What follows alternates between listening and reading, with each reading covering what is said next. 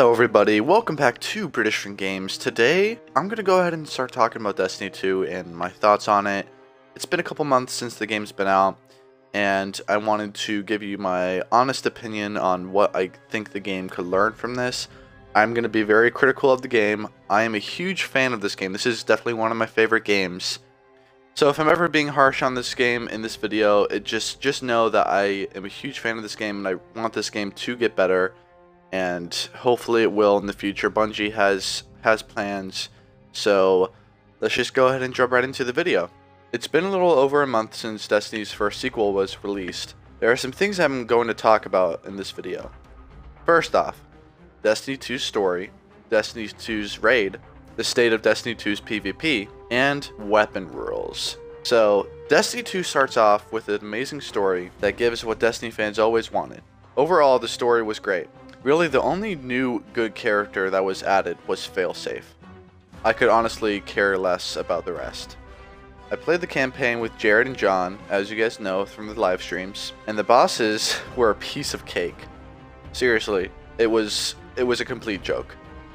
Playing the campaign with multiple people was the easiest thing in Destiny. I did play through the campaign a second time, and that actually was a lot more enjoyable because it was really hard. And I was under-leveled. We were level 20 before we even completed the campaign because we were exploring so much. So again, these are just my thoughts. I'm not going to be actually reviewing the story because you guys will have to play the game for yourself or just watch our streams. But let's just go ahead and start rating this now. So, my story experience, I would probably give it a 8 out of 10. Really enjoyable, voice acting was great, it was a story worth the wait. With Destiny 2, there's lots of content here, alright? So, we need to realize that when talking about the in-game. That doesn't mean that Bungie should have realized, and they should have realized that, yeah, there's going to be a ton of players, and they're going to be used to 3 years worth of content, so we got to add a ton of content for the in-game. But unfortunately, they didn't. So, the endgame and the story kind of switch places for Destiny 2.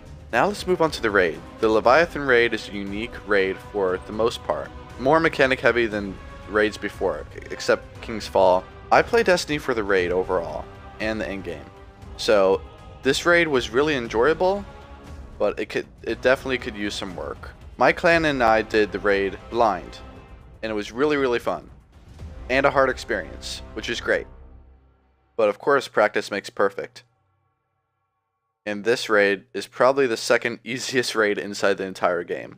The Leviathan raid has more encounters than bosses. There's only 4 encounters in the raid and 1 boss. I would have liked at least 2 bosses, but 1 boss does make the raid seem more about that specific boss, which is great. The boss encounter was awesome. Callus is just huge space ninja turtle who doesn't care about anything until you shoot the cup out of his hand. It took a while to get the hang of the mechanic, but we did it. It was smooth sailing from there. We killed him within 75 minutes. By far the fastest I have ever killed any raid boss blind. We spent more time on dogs than Callus, which isn't really a surprise. Now the Prestige mode raid has come out, but I'm going to be judging the raid off of the normal mode because Prestige just adds a few more mechanics and it really does not change the game too much. I'm one of the hardcore players. Just because I say it's easy, it doesn't mean that there are some really hard encounters if you don't have a good team. If you don't have a good team, really the raid's pretty much impossible. You just need a team that will listen and know what they're doing. Everyone in this raid has to do something, which is great. All the encounters to the raid are very unique and great. I would say I would give this raid an 8 out of 10. It's a fun raid, but short. Oh, PvP. We're halfway there, guys. PvP. Let's go. So, let's talk about PvP. If you like to play PvP just for fun, those days are mostly over.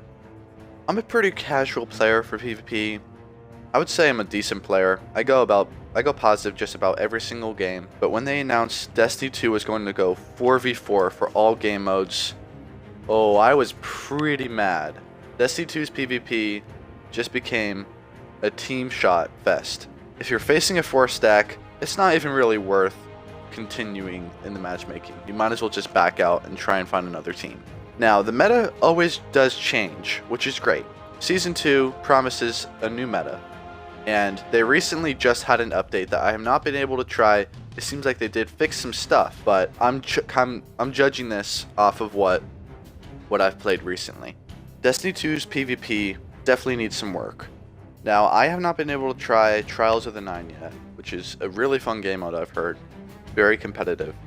I did do Trials of Osiris back in Destiny 1. Now, for PvP, honestly, the one thing that they need to change is just the fact that all weapons are pretty much the same, and I'm going to get into that in my next point. But for Destiny 2's PvP, I feel like they kind of decided to go the competitive route, which is great, but this game is so heavily based on the casual player that it's really hard to do that, especially going 4v4.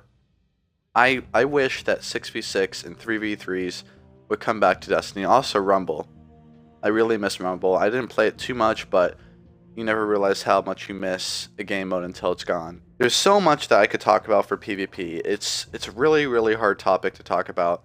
Overall, I just think that weapons need to be balanced more often since there aren't random weapon rules anymore. I think that they just need to release hot patches a lot more often for specific weapons, because this is the reason why they got rid of random weapon rules.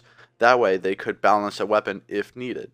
Bungie does have a plan for Destiny 2 and its PvP, so we'll see in Season 2. Season 2 is supposed to bring a whole new weapon meta and a whole new wave of weapons, so we'll see how that goes. Alright, for the final point, Destiny 2, this kind of connects with PvP and the in-game. This is really what the in-game needs. So for my final point, the in-game and weapon rules. Destiny 1 had random weapon rules, which was awesome. It gave a reason for players to continue playing, even if they didn't even get what they wanted. They still would continue playing because they want that weapon rule. Destiny 2, all you have are weapon mods. That's about it. And weapon mods don't even affect the rules on your weapon. The only thing that it will affect for mods wise is your armor. Your armor just gets, oh, you take less damage, or oh, your grenade recharges a little faster, which is the type of perks that we had in Destiny 1. But overall, this game has kind of gone the casual route, and they didn't want to make it complicated for new players, which I totally get. I understand that. Now, weapon rules in the in-game. If you don't have something for hardcore players and even casual players to play for, then there's really no point for them to continue playing unless they have something to fight for. And that's what weapon rules gave us in Destiny 1. I went after so many weapons, like a God Roll Wounded, a God Roll Maga Loop, all those type of weapons. I wonder if you guys remember those weapons from Destiny 1. Pretty recent, but still, really hard to get. And I didn't even get them, but it gave me something to grind for. Now, random weapon rules aren't in Destiny 2 as we know. Destiny 2 really should consider adding weapon rules again, because after I get one weapon, say, Better Devils, there's no point to keeping another Better Devils unless you want to infuse it into another hand cannon. Bungie did say that they're going to make a reason to keep duplicates. But right now, we don't know what that reason is. So honestly, I'm going to have to say that Destiny 2's in-game is really messed up right now.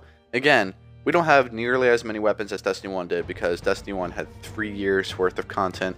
So I can't say that Destiny 2, say like a couple years down the road, will be better or worse. I can't say anything.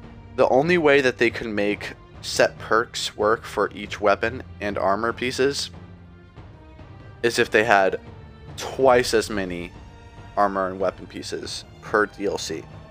Which is possible, they could totally do that. The armor pieces for weapons really don't affect anything. The stats are very minimal. You might as well just wear whatever armor you want. The light level does not even affect anything except for PvE. So, Trials of the Nine and Iron Banner don't even get affected by light level advantages.